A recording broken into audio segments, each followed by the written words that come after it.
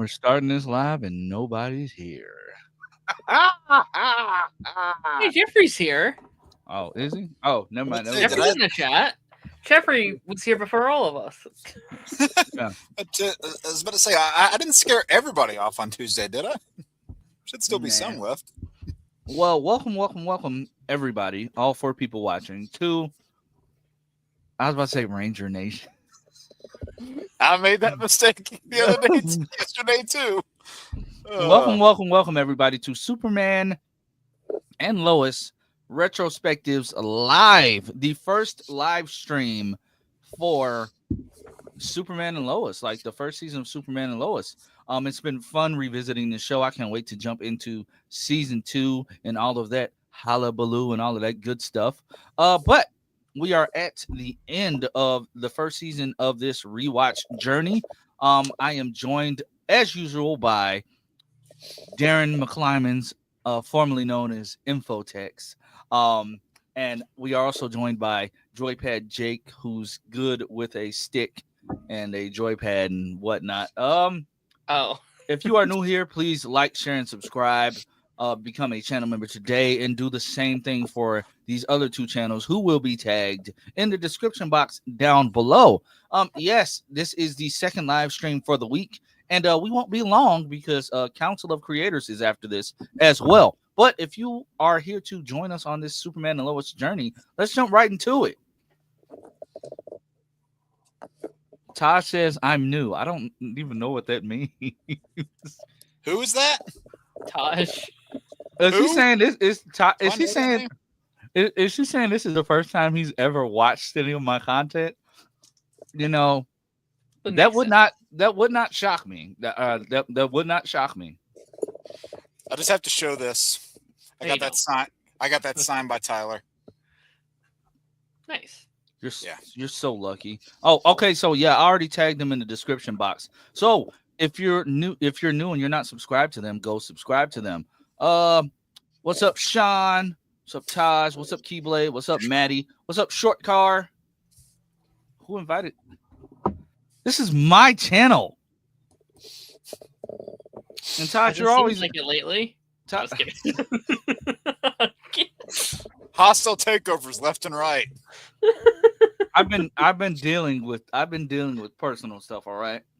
Same. Just fucking with you. If it actually comes out tomorrow, cool. More excited. Honestly, more excited to see what the Supergirl trailer has in store for us, though. Either way, I'm so glad I'm off tomorrow. Yeah, I'll be at work. It seems less likely we're getting the Doomsday thing now, but right now I'm just focusing on Supergirl. Like, I think Supergirl needs his flowers. Like, we're a year away from Doomsday, so if we're gonna get any trailer for anything Marvel related, don't you think it'd be Spider-Man first? Fuck, even that. Give me Daredevil. Give me Punisher. Give me whatever. Give me more. Wonder Man. Give us more Wonder Man promo, guys. Market Wonder Man comes out next month. It's right around the corner. Come on, market it. Of course, they're not gonna market it. He's black. I mean, I was about to bring up Ironheart and Eyes of Wakanda. It's already better than those 2, but not by much. Yeah, but Maddie says, "What was it like meeting Tyler in real life?" Great experience. He's a real stand-up guy, and that was a real relief compared to other actors that have worn the red and blue tights. Tosh says, "Did y'all watch the Avatar trailer?" Yes, I did, and they did exactly what I thought they were going to do. They gave us a little tease, but I'm happy with it. And honestly, Gordon only being 16, like I said yesterday, these teenagers, they have freakish growth spurts, and his was freakish, but he still looks like a kid. So, and you could also in universe make it work, because and those very smart of them not to do it. They didn't give you the 9-month time limit at the end of season 1, but people thought they were going to do. They just said it's coming, we don't know when. So in universe, have it be it's been like a year. Have it be it could have been 2 years of them just kind of traveling around and stuff. And he still looks young. He still looks like a teenager. It's fine. His voice is just deeper. Yeah, Toph looks great though. I have my issues with that show. I have things I don't love about it, but like Moth looks great. I love how they used like the way they show her powers when it like, goes to black and white. That looked awesome. That was cool. Yeah, I love like the way she like her sensory perception or whatever is like if that's what we're gonna call it. Like I think that looked really cool. Like, and honestly, cool. it was just a tease, and I appreciate that. Yeah, It's cool that we can finally like debunk the like she's not actually blind thing that they were going around with. It's like, yeah, obviously she was going to be blind, and I know people were pissed that the actress isn't, but it's like that would have been very hard to find of someone within that nationality who was also blind, who was also the right age. Like that would have been really, really, really hard. I mean, just finding blind actors, period. It's hard. It's really Who hard. can also do martial arts to some degree. Exactly. And like if you're going to do that, you also have to go after like Charlie Cox, who plays Daredevil, for not being blind in real life. You know what I mean? So it's or like Ben Affleck. Yeah, exactly. Like it's fine. Like it would have been cool if you could have. That's all. You know, we had that with Echo, right? With the Marvel show, but you can't always do that. It's hard to find that. I didn't hear anything about that though. That was bad. Hey, I got it from your book of dad jokes. Yeah, the reveal did look great. Sean says, "Have you met Yuri Lowenthal and Nadaji Jeter?" Yeah, saw them in 23. Jake's so better amazing. Ben 10 actor. Yeah, but the male Ben 10 actor. Without further ado, because we can't be here all night. Yes, we can. I mean, we could, but I don't think Chainsaw would like me taking his audience. You know. Yeah, he's got something special tonight, so. Yeah, he's showing up naked. He's showing up naked on stream. But that'd be weird with the guests we have. Oh. Who's the guest? You know who it is. I do. Yes. Speaking of Spider-Man. Yeah. Joshua Fine, Lance. But Earth's Mightiest Heroes. Wolverine and the X-Men. Spectacular Spider-Man. God damn it. What? Where'd he go? He left the studio. Well, Darren, guess it's just you and me. I mean, this is kind of, I think it's very important. I've officially launched a hostile takeover of the podcast here we have. I mean, this is kind of my plan, is to first start with this channel, and then tonight I'm going to be starting with Council. I have a bid of $5. Oh shit, he's back. Nothing. I didn't say nothing. What? My I think something's wrong with StreamYard. That was so funny how it happened, though. It felt like you ran away. It's like, damn it, they caught me in a corner. No, I think like because it talked about it couldn't. It's talking about it couldn't connect to the internet, so it like booted me. Yeah, my internet's been kind of funky too. So I think StreamYard is tweaking, but. To be fair, my computer has an update, and so does Google Chrome, and I've just ignored it. Well, Lance, if you see a pop-up that says update, you should probably press update. I can't wait to just get a regular computer. I'm so tired. I'm so tired of this iMac. Yeah. It's always a problem. It's always a problem. I'm slowly in the process of building my own. Slowly. Taj, you can never get Best Buy and put payments on it. You know what, Taj? Taj, when we get to California, I'm going to make sure you can never get rid of me. I'm going to stow away in your luggage. I ship it. He's going to take me. He's going to take me home with him. Yep. Lance, we just had somebody on a podcast who, you know what? Never mind. Let's jump right into the finale of it all, or the finale that they had to make up because the finale was episode 12. Yep. But hey, you know what? For a made-up finale, they still came out with a pretty good finale. Good, yeah. Yep. And honestly, I'm gonna be honest with you guys. Did not have time to rewatch.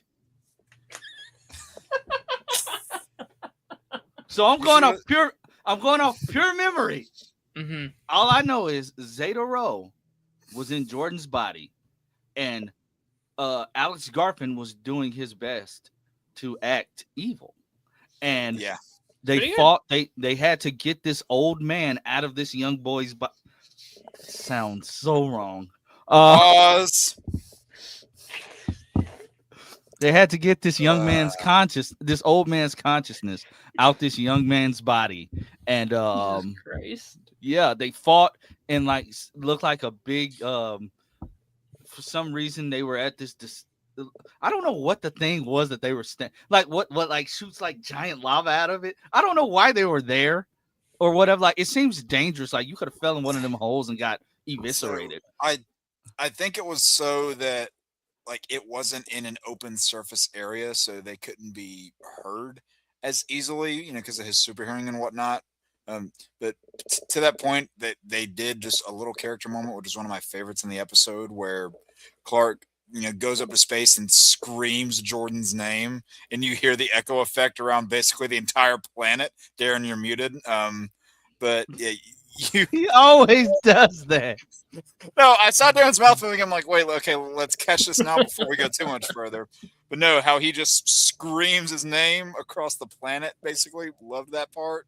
And, Jordan breaks from the spell a little bit. And even when they're fighting, you can see him kind of break from the control a little bit too. Like as Cal is fighting, Zeta, like he hits Jordan and then Jordan breaks. He's like, Dad, you have to stop him. He's practically begging him. And then, boom, Zeta takes back over. So the back and forth is great. And Alex Garfin was just putting out a plethora of range in that scene. Yeah.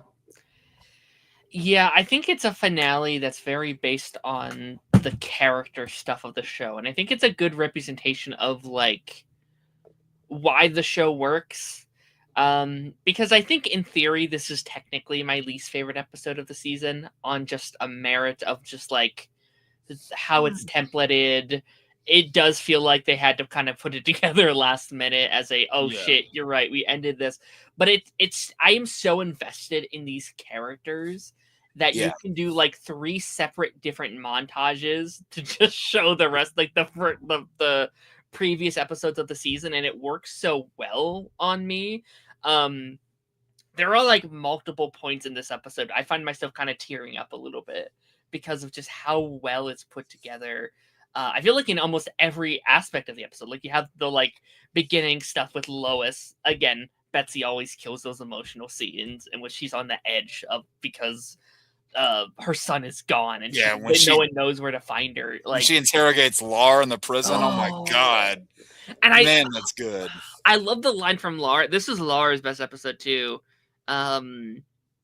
Where she's like, that face right there, that's how I felt when I found out that my planet wasn't going to make it. And I love that we instantly get to see it from that POV where it's like, I kind of get it. Like, I kind of understand it. Right. But they don't hit you over the head with trying to make the villain sympathetic. You still want them to lose. And like that's the important thing, is I feel like in some of these, seasons of some of these shows, they try too hard to make the villain sympathetic and it falls flat. Yeah, and I even like the line between Clark and I forget the character's name, but like which one? Cal's dad. Zeta. Rowe. Yeah. Zeta Rowe, where it's like, I sacrificed my son to make this work, and you can't even sacrifice yours. Like that line there too. I'm like, damn, he's kind of got a point. I was like, oh damn, I gotta get that it. shows you how they're different. Yeah, that's the difference between those two. And you see again another one of the really good moments from Bitsy here. We're probably going to go all over the place with the episode until the ending. But you were talking about montages earlier. This episode uses montages at multiple points throughout it to like 3 of them. Express character emotions. You have the Lois one. Whenever I might be going a little bit out of order here, but is that when she's wearing the thing on her head? Is that Jordan. when her montage is? Yeah, it's like Jordan's montage throughout the season, which is gorgeous as well. Yeah, that was really one of the better moments for him. Because kind of like what you saw earlier this year in the Thunderbolts movie, they really tackled the mental health of it all and Jordan's doubts, his insecurities. And even though he got powers, you saw as the season built up, he still like was questioning himself because he was going up against people that were a lot more experienced than him. Yeah. And Lois, again, Bitsy Tulloch killed it in the scene where she is like basically pulling Jordan back and like getting him to fight through his darkness. And even Zeta knows what she's doing. Yeah. And she's like, like that bit there, that's not your son's memory. That's mine. And he's saying like, you're not gonna be able to pull him out of this. And damn it. Like you said, I got welled up a little bit. Yeah. Speaking of Wells, this episode was directed by Tom Cavanaugh. So there's that Cavanaugh, yeah. Yeah. Which at the time I thought was crazy.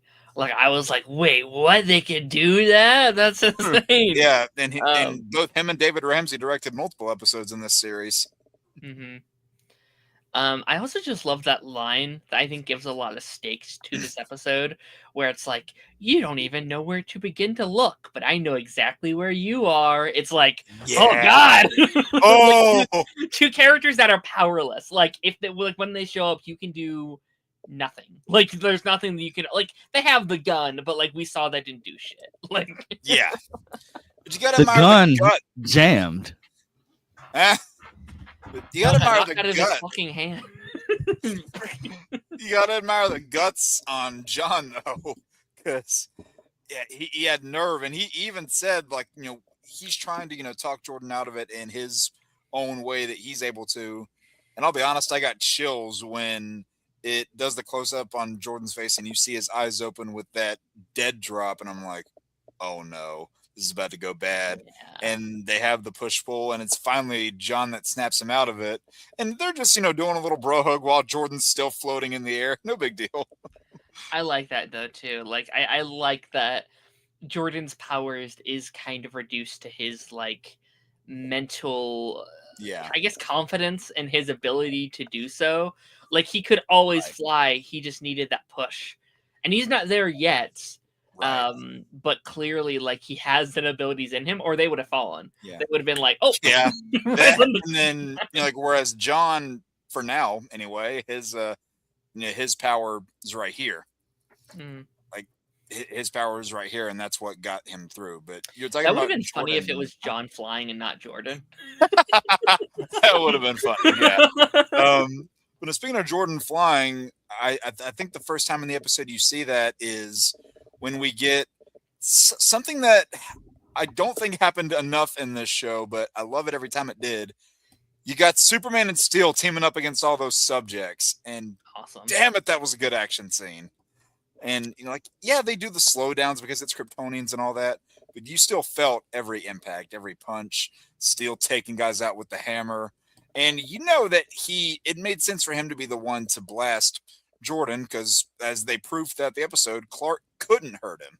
So it had to be John. And I think also kind of brings that arc full circle of him coming here to stop the this like annihilation, and so him being the one to actually stop and make that full thing come full circle. To the point they film a very convincing death scene. Like even while watching it, I'm like, no. And like I'm glad they didn't, because he's like arguably my favorite character outside of Clark and Lois themselves.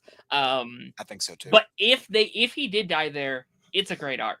It's a great start to finish. You could have killed him there, and it would have been a very satisfying character that we would have still loved just as much, I think. Yeah. And this episode was kind of teeing that he was going to leave at the end before, obviously, that thing happens. But they said, that I love that moment between him and Lois where, they avoided the thing that so many other Arrowverse shows did when it came to love drama. And he said, every time I look at you, I see my wife. I see the face of the woman I loved, and you're not her. And I love that. That was just such a powerful moment. I love that. I love that about it. Yeah. Yeah, and it's such a realistic. I think it's such a mature angle to go to as well, because like most shows wouldn't do that. Most shows would be like, no, I have to stick around because I love them and I need to get them back. But this is such a mature. Yeah, that would be freaking torture. Like that would be horrible to live next to them. But then I think that's not to jump into it too early, but like that's why I think that cliffhanger is so good, because it just opens up so many like, oh, what do you do there? Because to her that is her mother, Yeah. And that is basically Lois's daughter that she was supposed to have. It was a different daughter, obviously, but it was still a version of her daughter. Right. How do you deal with that? And there were just so many questions going into that second season of like, what was that dynamic going to look like? That I just think is great. And John's slowly getting acclimated to this world over the course of the season, and at the end you have another character just thrown right into it. And now he gets to be on that opposite side, if you will. And they even frame it in a really good way too. On the left of the wide shot, they have everybody that's acclimated to this world. On the right, with a large gap of distance in between, is the one person who isn't. And I just love how they frame it that way. I do love to just a small little detail. The whole after the whole big finale fight happens, and Tal and the rest of them are beaten. Which, by the way, had one of the best lines in it, where he goes, "All I wanted was a family," and Clark goes, "You had it." You had one. Loved that line. Yeah. But right after that, they go into the whole barbecue setting, and as I'm rewatching that part, I'm like, wait, we started and ended this season with a barbecue. Yeah. just a nice little thing I noticed. Circle. Yeah. I love the before we get into like the Lois scene in that thing, which is a pretty big thing as well. But I love Clark's speech. I think that's one of my favorite moments in the whole show. His doesn't really matter how what you think about me. I know who Smallville is, and I know what makes them work. And I hope that you know who I am as well, but ultimately that doesn't matter because I know who I am and I know who you are. It's it's so good. It's such a good scene. I think Smallville needed that push because they're still mad and they're still angry, but I think they needed that moment to realize, yeah, we did kind of suck. We have been acting really badly. And that's what Superman does. He inspires people to be better. Yeah. So this show really just gets the spirit of Superman so down to a T. And also just how Superman inspires people too. I love the Lana and Kyle and Sarah knowing that people hate them in the city, but stepping up anyway because that's what heroes do. That shot with Kyle coming out of the fire. Oh my God. Best Kyle moment of the whole show. I think pretty easily. That's such a good moment. Yeah. And then when Kyle said, "We're not going nowhere, Mija. We're staying right here in Smallville." Oh God, I'm not ready for season 2. Smallville is our home, Mija. Oh God. Even though I'm sleeping with the bartender, Smallville is our home, Mija. We're not going anywhere. We're staying right here. I know I messed up. I know I messed up when it came to age, but I was just trying to bring jobs to Smallville. Lana, come on, Lana, I'm sorry. Can't wait to talk about some affair storylines. I'm so sorry, Lana. Oh, I still got my Kyle. 2 of them. I still got my Kyle. 2 of them. Yeah. 2 cheating storylines, I guess. Hey, the one with Sarah was so random. It runs in the family, I guess you could say. Random. I would defend the Sarah one. I would not defend the Kyle one. I will not defend either because Sarah they were both random. So Sarah at least came clean about it right away. So I'm going to that. Yes. I'm going to talk. We'll talk about this next week. That's a next week's problem. I kissed a girl and I liked it. Fucking hell. But damn it, let's throw me off. So we got the copyright claim. Yeah, we don't need any more of those on here. But notice overall, could you tell the finale was kind of pieced together? Yes, sure, but still a good episode, and I think that's what makes for the best kind of an episode. Even when beforehand going into it that things have been shuffled, when you're able to watch it and that's not on your mind, you just get invested into what's happening. That's how they win you over. And you saw it in this finale. You saw it for most of season 4 when they had all their restrictions there. So they just knew what they were doing. Yeah. And also, I just got to say, as a small little thing, it was so refreshing to see Sam in something that's not a leather fur-lined coat and an army uniform. Yeah. It was nice to see him just in a Hawaiian button-up shirt, just chilling. At the fun. time, I remember in season 2 being kind of pissed that they just gave Sam his job back. I was like, why did they do all this to make him lose his job just to get him back again? But I think retrospectively, it's a really good arc for Sam. I think Sam needed to want to give it up, right? Yeah. Even though he ends up going back because of what had happened with everything, I think it was a good arc for him to realize I need to be with my family. This has been too crazy. I have been neglecting my family for too long. I need to be there for them now. I think that arc is important, even though it doesn't last. And we see the consequences of those actions. We'll get there later on. But I think I think it works for, especially just this season, his arc being like, I got to step away from this life for now and focus on what really matters. Is a great arc for him. He's like, I have to be like, I've been being a soldier for all this time. I have to be a father and a grandfather now. And at the beginning of the season, there were genuinely a lot of moments where like, oh, Sam, you fucked up. This was wrong. And then by the end of it, it's like he really, really came around, and that's good writing. I think he's arguably one of the best characters this season. And like in terms of a full arc, like, Clark and Lois and so like they go through arc, but like I feel like this is the season where he gets a full-fledged story arc. Not to say he doesn't in the other seasons, but he's more like streamlined in seasons 2, 3. I guess you can't really say 4 because that's a different ball game. But like 2 and 3, he's more streamlined. I guess they do the power stuff in season. Is it season 2 with the Jordan power, like training Jordan behind their back? Is that season 2? Yeah. Oh, yeah. Okay, we'll talk about that. But yeah, no, I like Sam a lot this season.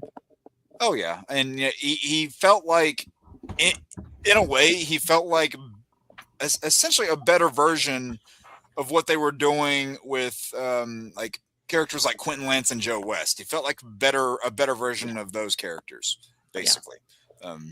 He's Joe West if they stopped at like season 3. I'd say even earlier than that, but yeah, fair enough. Season 1 and 2 especially. Oh yeah. I like season 1, Joe. You're not going to be running out here like you're some type of superhero. All right, he's my son. He's my son, and he's going to stay in that lab. Say, damn, Joe, okay, shut up. To be fair, that's Pilot Joe. All right, like that's episode 1, Joe. It's like right at the start. But what I'm saying is, it's like Pilot Joe and the rest of the show, Joe. Pilot Joe's a fucking dick. Pilot Joe sucks. It's like your dad killed your mom, and you need to accept it. It's like, and then we have 3 different. Wally comes around. We have 3 different Joes. We have Pilot Joe. We have season 1 through 3 Joe. But then in season 2, you have season 2 and 3. You have Joe you have Wally era Joe. But then after that, you get COVID era Joe. You get then you get Brokeback Joe. You get Brokeback Joe that just sits.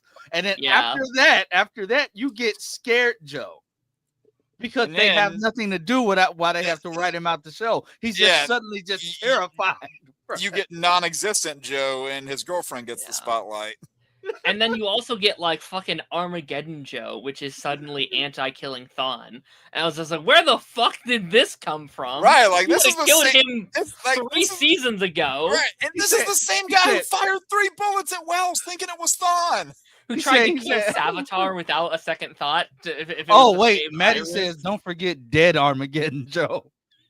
Hey, and you know what? Don't forget, don't forget Earth 2 lounge singer Joe. Oh yeah, the multiverse of wait! Don't forget the Joe from Duet. Can't forget that Joe either. Oh God! Yeah, Gay Joe. The one that was married to Martin Stein. That was actually pretty hype.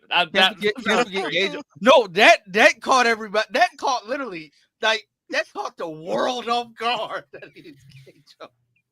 And you knew it was going to do it, too, because the line from both him and Martin, you got a problem with that?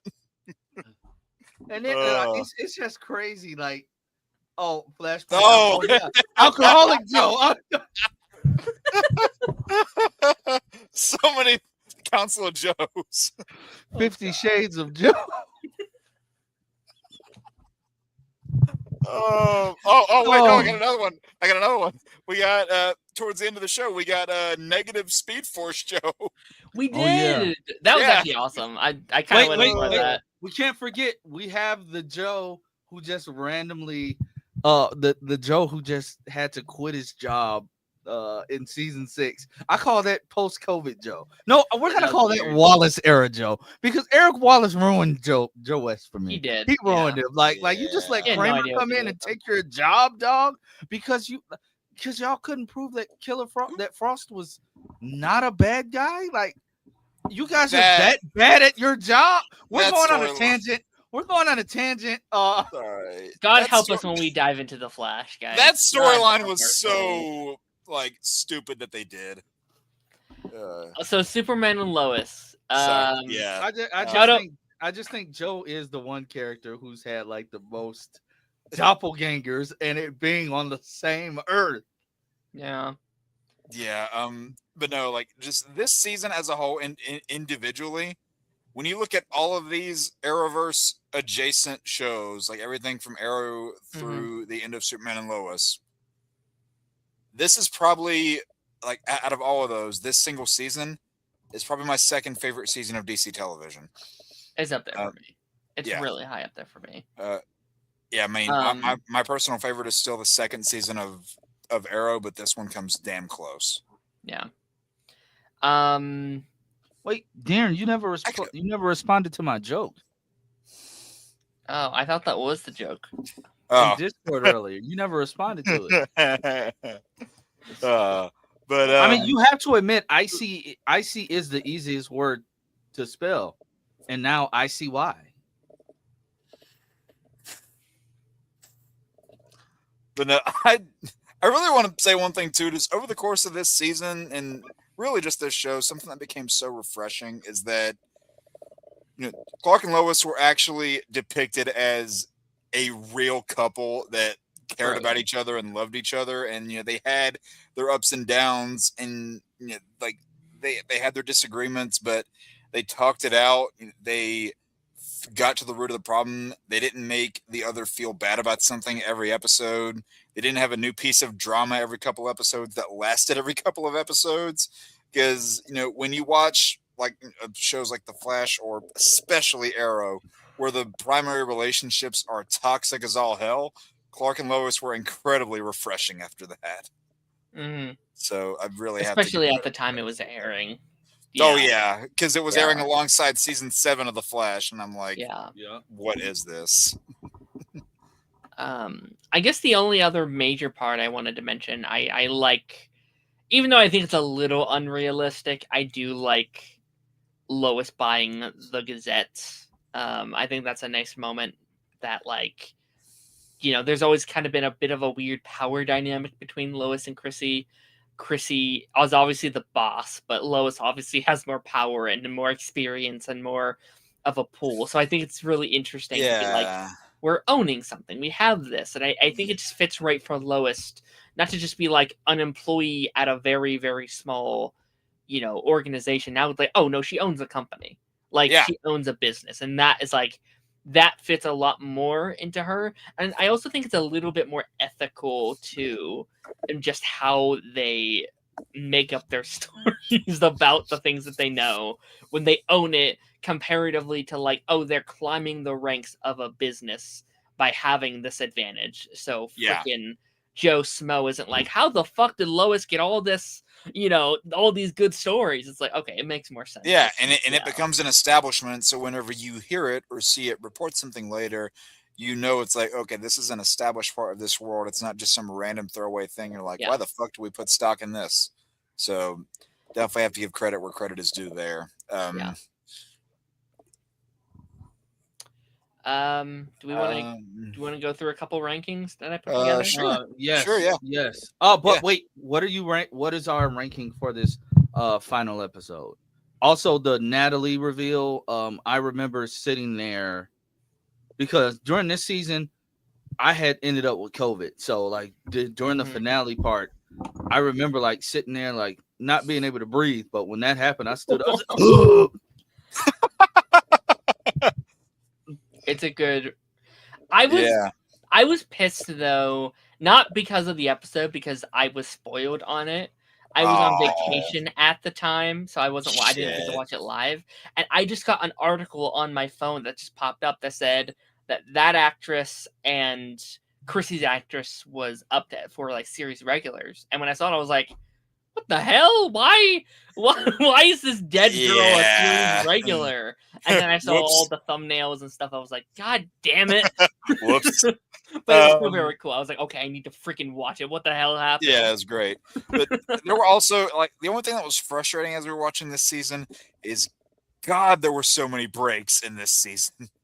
There were so many episode breaks in this season. It was worse than season 2. Season 2 was horrendous. It was like every week, every 2 weeks. Because this season it went from February to August, if I remember correctly. So it was like 15 episodes in 6 months. Oh, Lance, look who's here. Oh, wait. Oh, look. It's my dad, Chainsaw. Everybody. I've looked up to Chainsaw on YouTube for years. I used to watch his videos a lot before I started making my own content. He is one of the people who inspired me to, jump into this content creator space. And for that, I think we should give him a round of applause. Who? His name is Chainsaw Reacts. We should give him a round of applause. Who?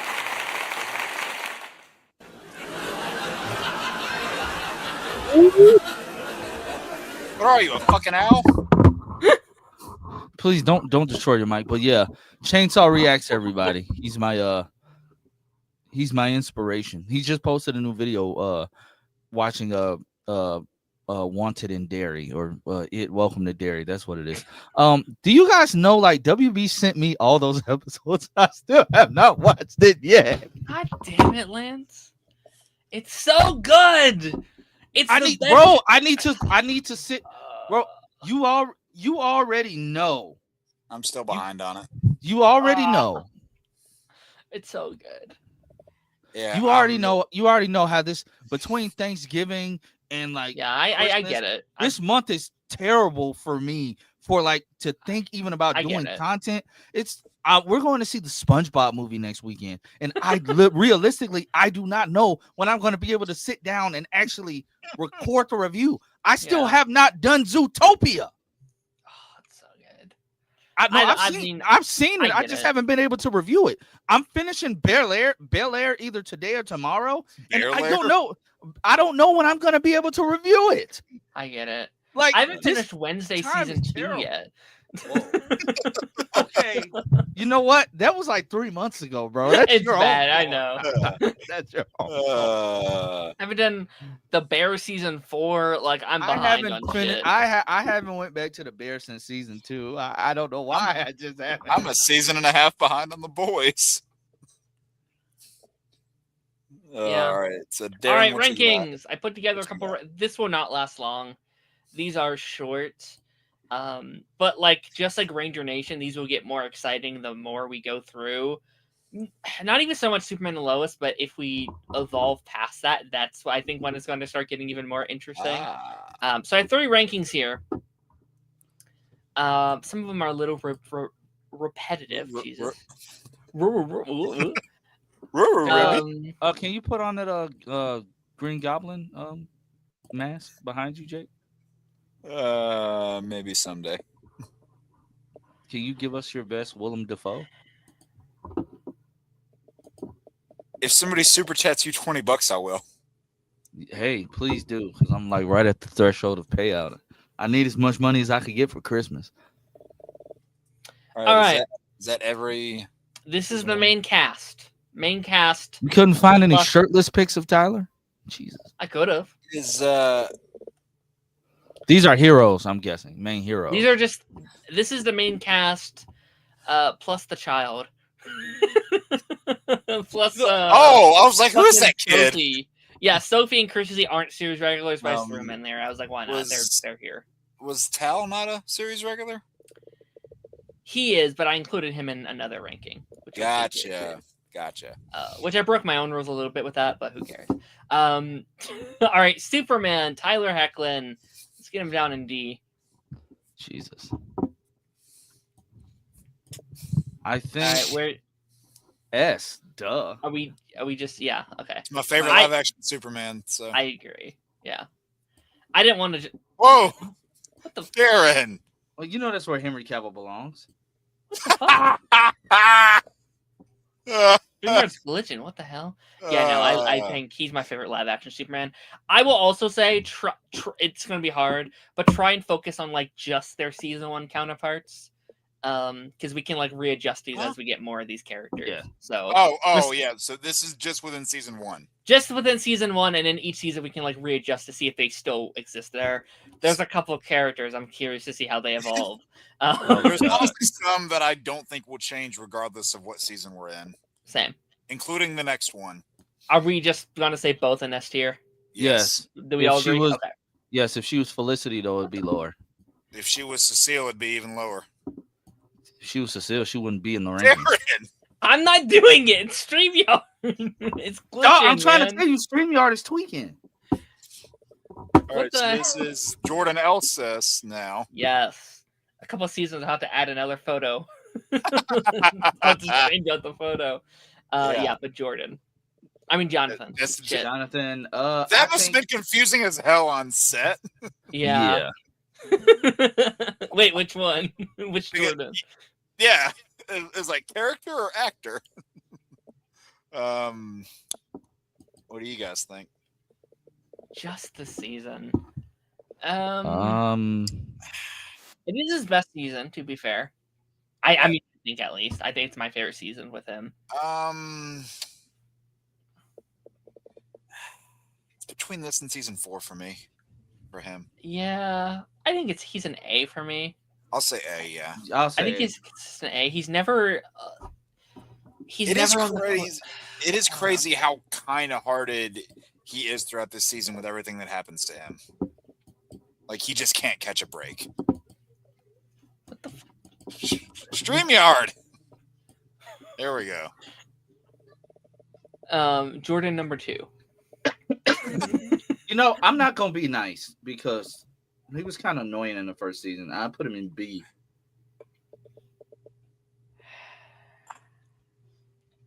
He had good moments. It was nice seeing him go through that power development. Ironically, I think season 2 might be his best season. Yeah. Season 2 and 4, I think. Yeah. So yeah, I'll say B. I don't know why it's doing. I agree. I think he's a character I'm willing to move up with more time. Like I think by the end he's kind of here for me, but right now I'm okay with B. I can agree with that, Maddie. He got better material later on down the line. Yeah. Kyle. Oh, D. If you had an F on here, I'd put him in F. I do not like season 1 Kyle at all. There are moments though, like in the finale here. I think it's my favorite Kyle. To be honest, I like his little arc here. I like his yes, he's a dick, but I think that's kind of the point.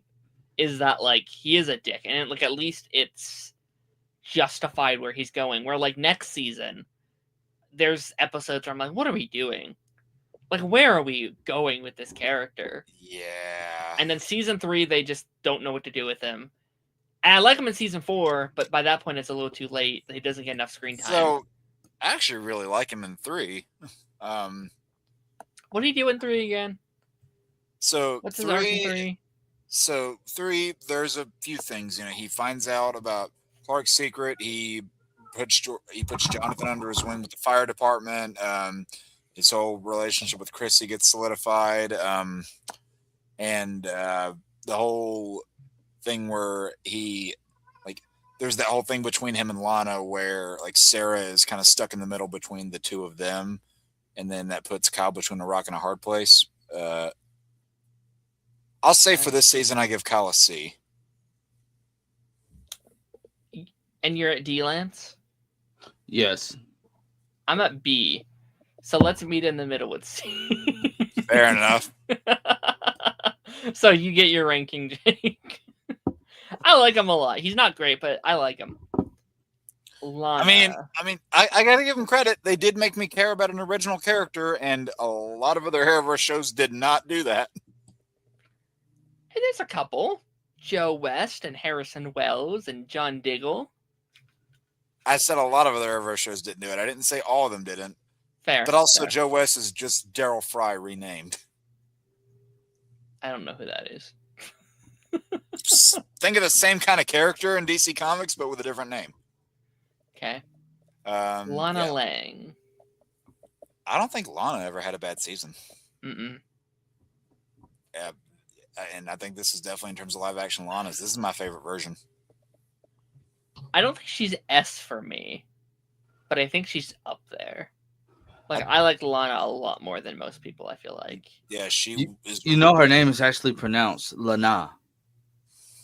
No, it's not. Oh. Lana. It just rolls off the tongue. But no, she is really like the heart of Smallville at several points in the show, because whenever she volunteers to go under the eradication process, and then you get that moment where Clark's mother is talking to him through Lana. I love those moments, and the moments that you have between Clark and actual Lana, both toward the end and beginning of the season. It's great, yeah. Where you get you just got here, like I just got you back, and you're not moving away. People took that line so out of context when that first came out, and they're thinking, "Oh, what's going to happen there?" It's like nothing. They're friends. Learn the concept.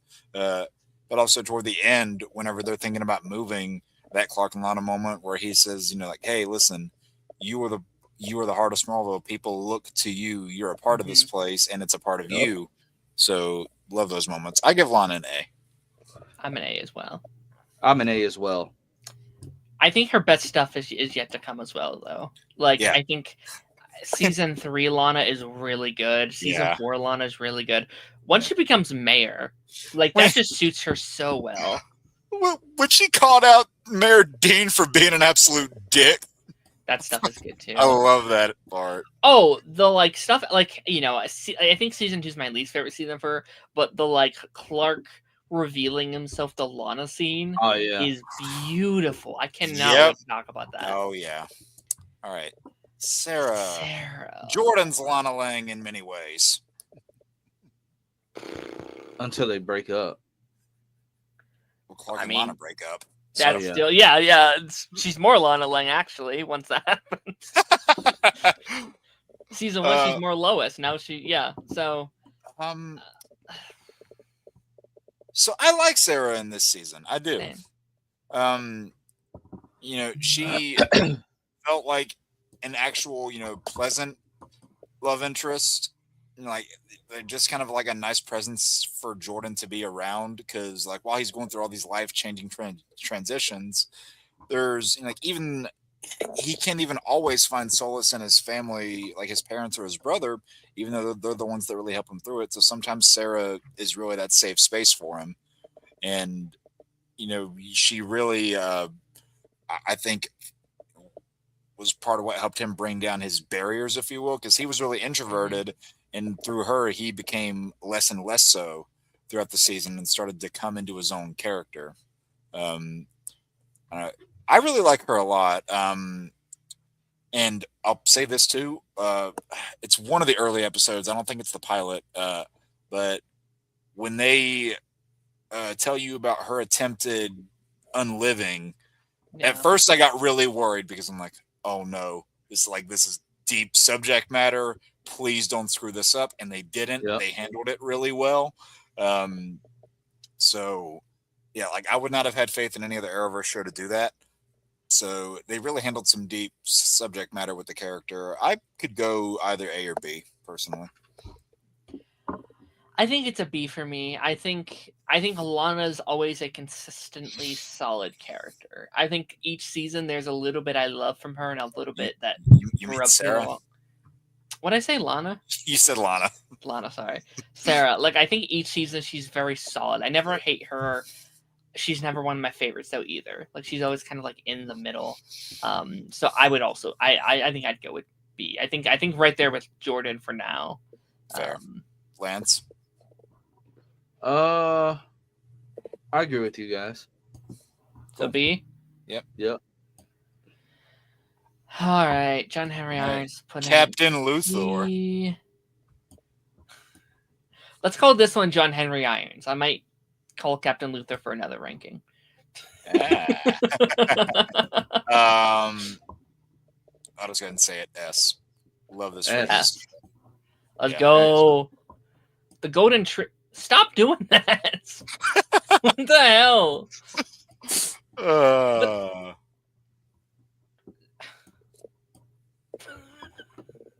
What is wrong with this thing? Okay. The golden trio right here. Love to see Yeah. it. Love these three. Favorite characters in the show, easily. You know, in a way, Steele was kind of like Oliver, or not Oliver, sorry, Clark's Tommy in a weird way. Like with that friendship that they had. Granted, Tommy didn't last as long, but actually, no, that's not even true at all. What am I talking about? Ignore what I just said. That was a Sam terrible Lane.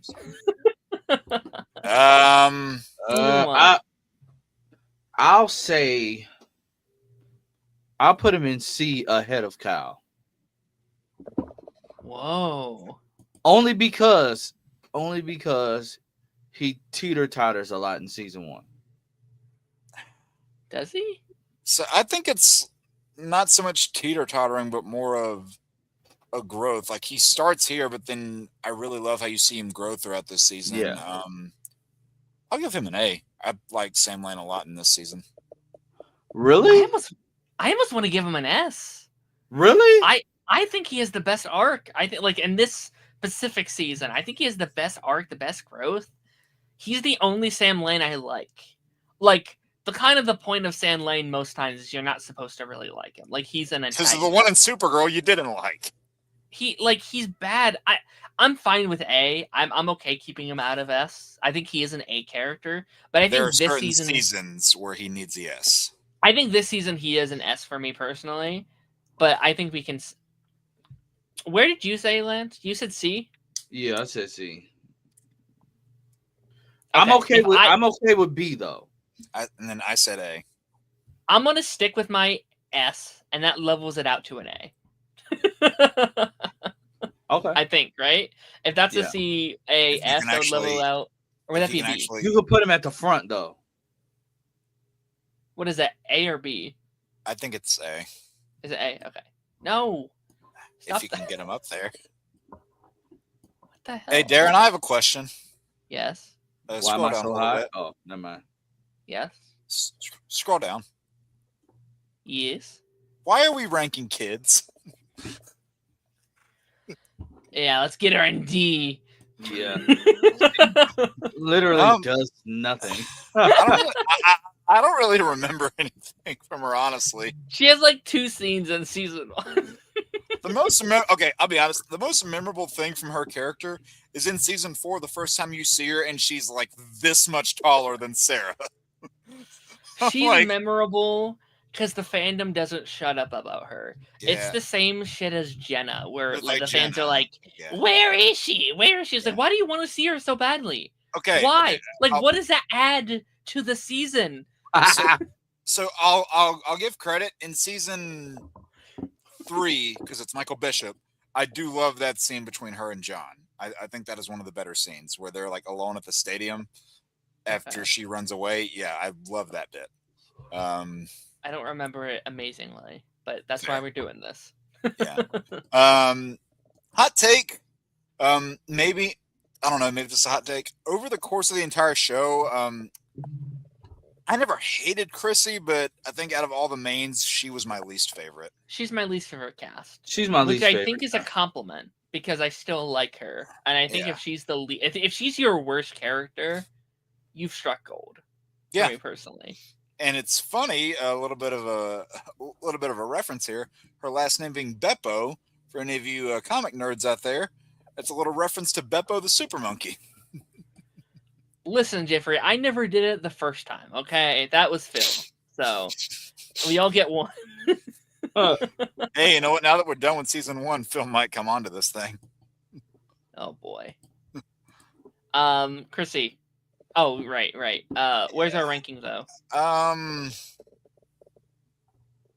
C, I guess. I agree with C. At least for now. Like in season 1, she doesn't do like I like her more the more she goes along. Yeah. Honestly, though, when you get to like season 3, that weird friendship she has with Sarah, where she's like, "My dad's dating a stoner." I don't know. There was something entertaining about that. So, but yeah, for now, I'd say C. I think I like her, and this is gonna sound like an insult. I like her most in season 4 when she's not in it. Like I think she works best as like a reoccurring character. Small doses. Yeah, I think her in every episode. Like I think in season 2 she became a lot. Like I remember being kind of annoyed with her in season 2. Yeah, because they had her in like always being the one that investigated the alley stuff. Yeah, and it doesn't help that I don't love that storyline that much either. Which we'll get there. Yep. Okay, we have 2 more, but they're short. Like we'll get done with them in seconds. This is a pretty like well balanced ranking, though. It is. Yeah, I think it's actually one of the better ones we've done, where it's like it's all across the board. All right. Okay. So I kind of broke my own rule with this one because I did add a character on here that was on the last one. But we have villains. And obviously this will kind of balance out a little bit. Now, John Henry Irons, I went back and forth of should I have added him, but I would argue that the Stranger or Captain Luther was at least an antagonist of the first half of the season. Yeah. So I think it's at least fun to rank him. Yeah. And in that regard, I'd say so he's way better as an overall character than he is an antagonist. Yeah. But for the antagonistic role he played, I would probably say B. I could agree with B. Yeah, because John Henry Irons is a peak character, but he doesn't do a lot as a villain. I think it mainly works because of the twist of it all. Yeah. How about you, Lance? This is villains. Villains. So just John Henry Irons as a villain. That's ooh. Wow, that's a tough one.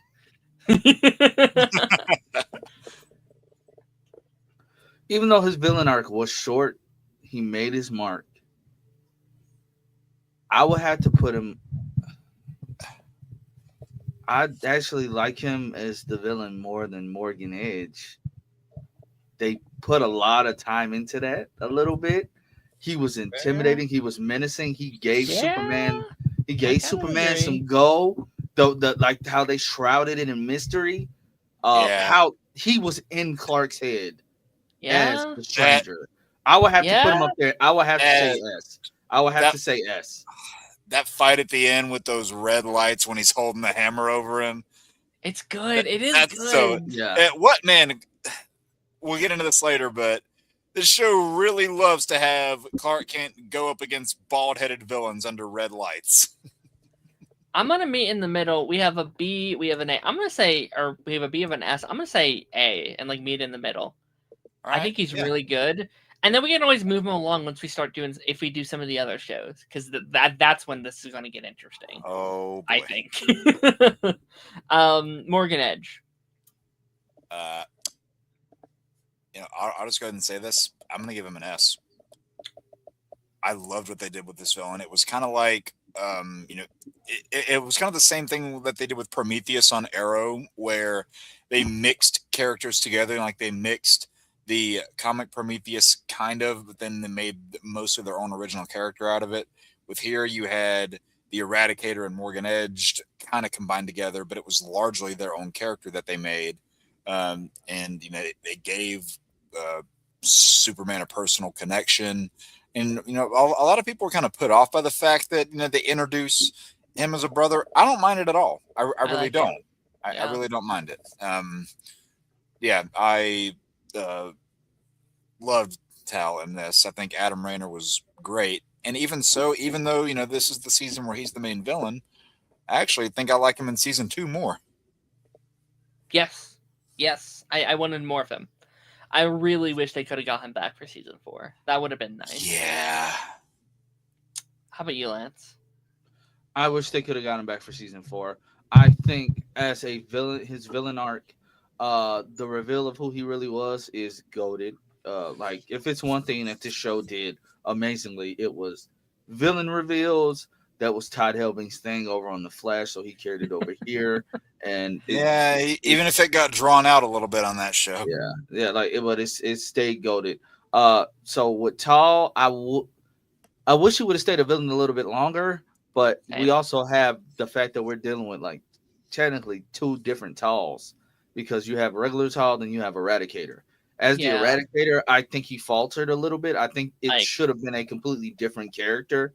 But as Tall, just trying to do something, and it's not even he was doing it just to be pure evil. He was doing it to please his father. Yeah. So I think that alone puts him up there in S, because he was doing something that he thought he had to do for his father's approval. Okay. That makes like the best type of tragic villain story, which made his redemption even better for me. Yeah. That is that gut punch where he tries to like tell his dad goodbye, but then the recording cuts. The hologram cuts. It's like, damn. I think I would have said A, but that's 2 S's, so I have no objection to S. I think he's great. What's up, Mike? Welcome to Council of Creators. Yeah. Funny. I think next season I'll add Tao to the cast list as well, since he is more of an actual like character next season. And then he's gone. Yeah. It's kind of bizarre. Freaking, what is Lar. it? Lindsay? Lara Leslie Lar. Leslie Lindsay Lar Lee. I think she's fine. I mean, she serves her purpose.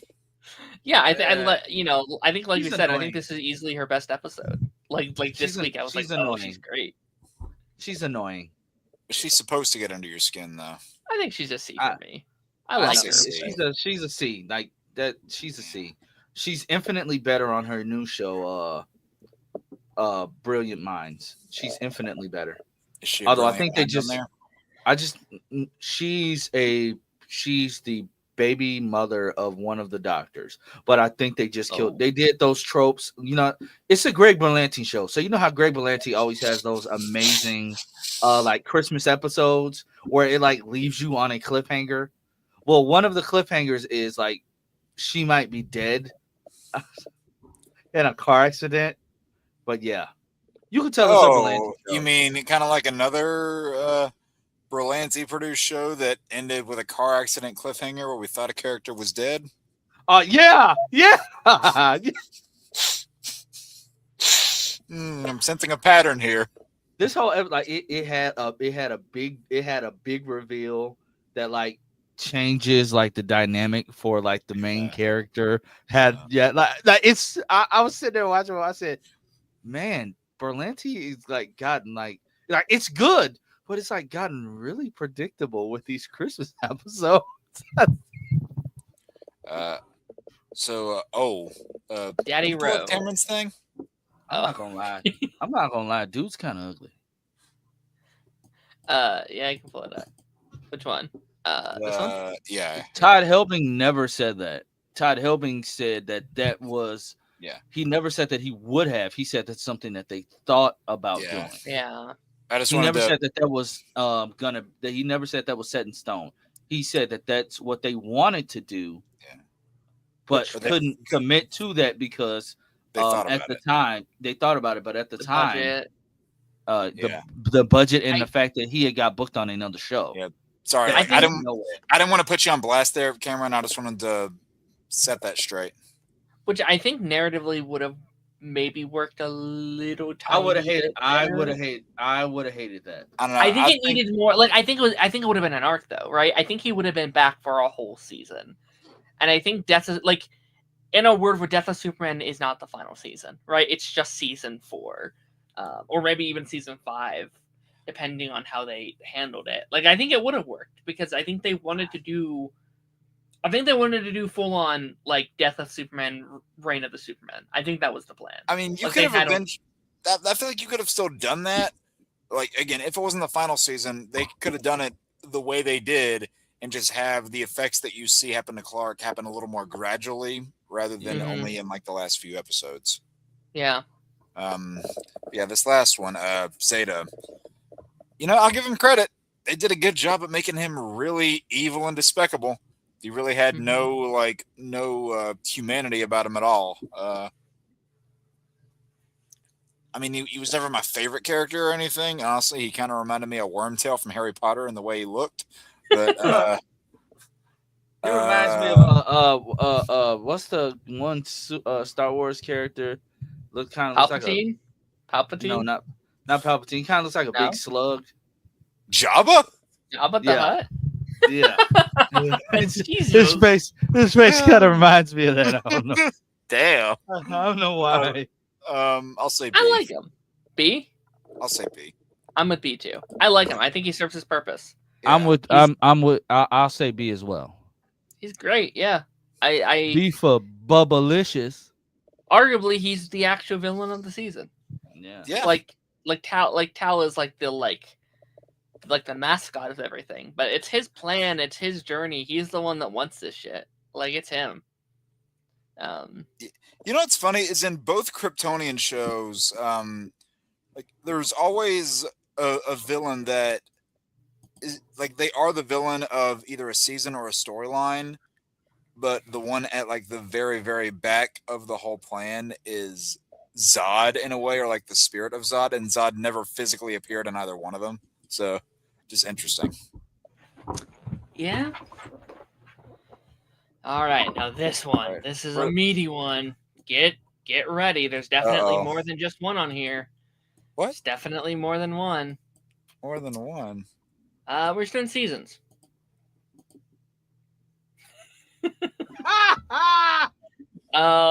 So for now, this is going to be just the seasons of Superman and Lois. But if we've toyed with the idea of maybe going back and doing some other stuff as well. We can add those to this tier list as well. So season 1 of Superman and Lois. Like I said, it's my second favorite season of DC TV. I'm gonna give this one an S. Lance? I'll give it an S. I have been waiting on this show, so I also give it not an A, an S. So, I mean, this show just really found me at the perfect time. Same. Because I was in a dark place right before this. So, yeah, smoking weed and doing a little cocaine. more like recovering from 3 back-to-back family deaths. But I'm, for different reasons, obviously, I'm also glad we got it when we did. I think this being the show that get everyone through COVID was a nice treat. it was such a feel-good show. Did I it think get we us need through though? Because they took hella breaks. I mean, they got through. Listen, like they had COVID the first 2 seasons, and then the strikes, and then the CW sale. It's a miracle this show lasted 4 seasons. Season 2, I will say, season 2 is always will hold a special place in my heart because it got me and my wife through the death of her mother. So like it helped during that time, just having like a comfort show that we could sit back and just chill and not think about what's going on in the real world. So it helped a lot during that time. I will say that. Yeah. So each season means something different to me for different reasons. Yeah. I'm really excited to do season 2 because like I've been on the record kind of being a little bit of a hater of season 2. But I've never revisited it. Like it's the one I revisited the least. I remember the least out of season 2. It's got some of my favorite episodes of the show in it. And I think it might have the most like nuanced conversations as well, like in terms of like the quality. Like I think we can at least. I think most of this season has been like, yeah, it's great, moving on. Like, so like there could be more of these like, did this work? Was this good? Is it too overhated? Is it underhated? You know, so I'm excited. I mean, I really don't think there's a bad episode, even in the weakest season. I agree.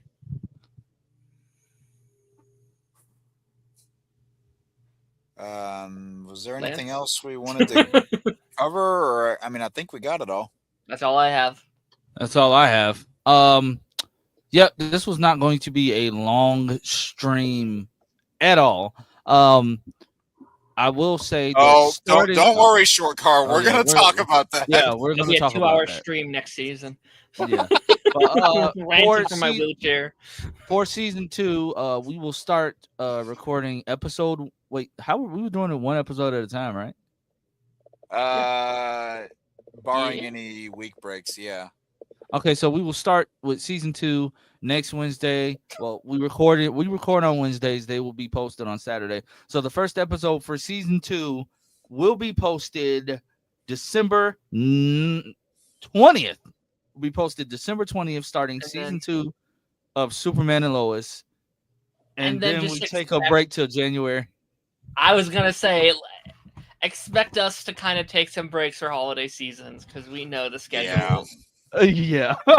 So we will start season 2 next week, and then we will be back with new retrospectives. We'll be back on the 10th of January. That's crazy. Planning content for 2026 is crazy. Lance, man, I should really. I don't feel good. Me and Jay, I should really do Zootopia before 2026 gets here, shouldn't I?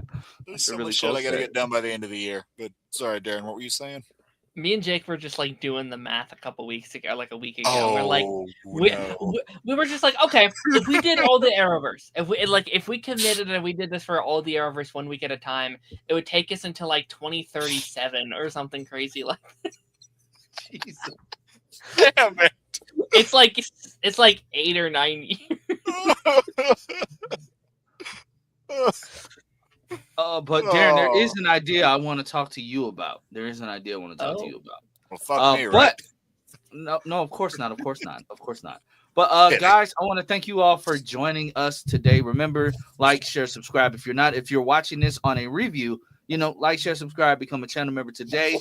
Remember, new episode will be posted December 20th, next Saturday. New episode will be posted. And we'll catch you all next time. And may Superman and Lois protect you and all of that stuff, because Lois has the powers of journalism. It went by so fast. Yeah. Bye.